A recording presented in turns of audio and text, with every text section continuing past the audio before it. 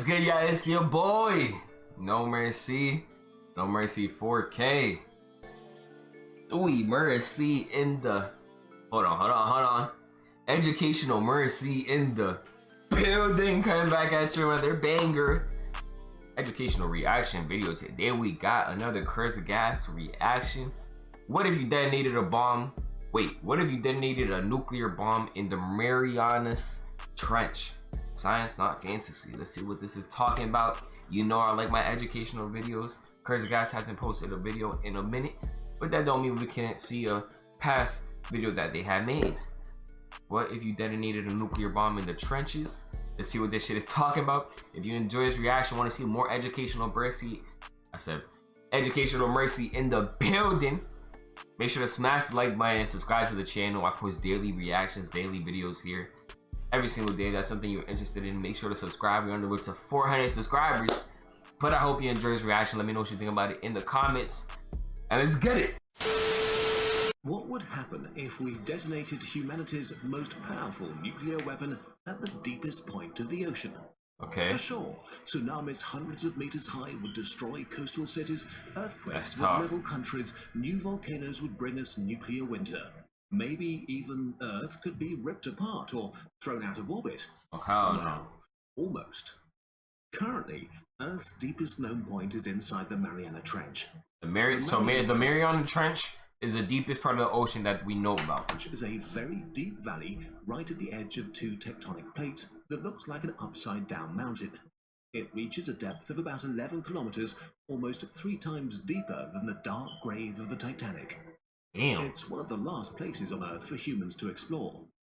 Pitch black and under 1,000 atmospheres of pressure, it's a relatively pristine environment thanks to the absence of humans.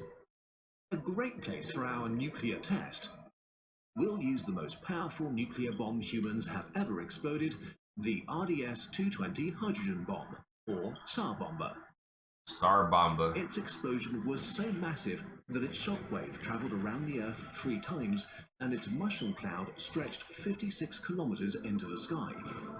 Holy its shit. Its shockwave was strong enough to destroy everything in 1,000 square kilometers, its fireball hot enough to burn the rubble.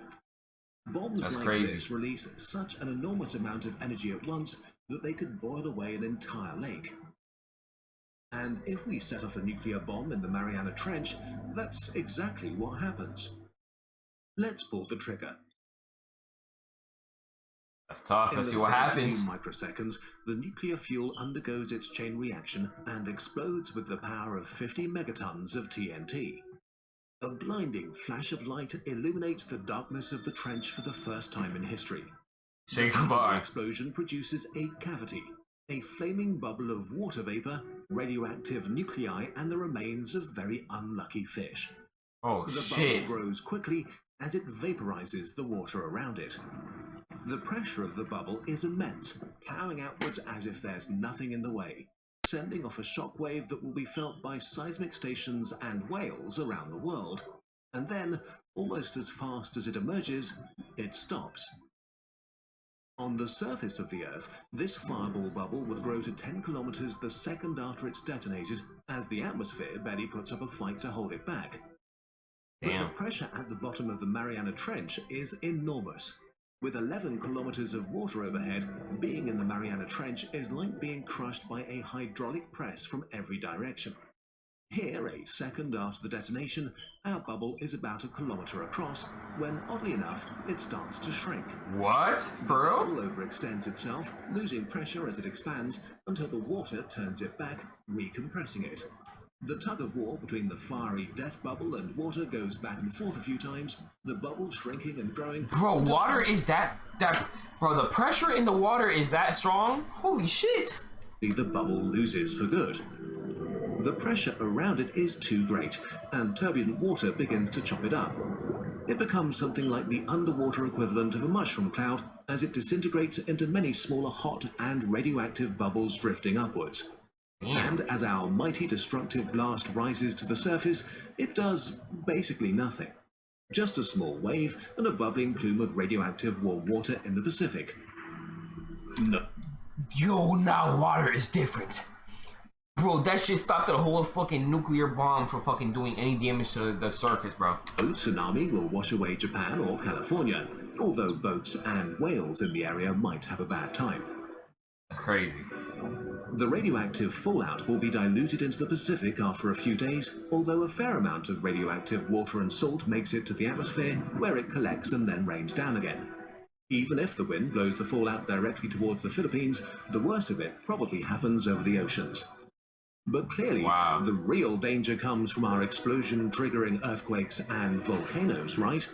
Even if we detonated the bomb right in the trench at the exact point where tectonic plates touch, probably not. The explosion would vaporize a part of the sea floor and turn a lot of sand into glass, but most of the energy goes into the water, not seismic waves.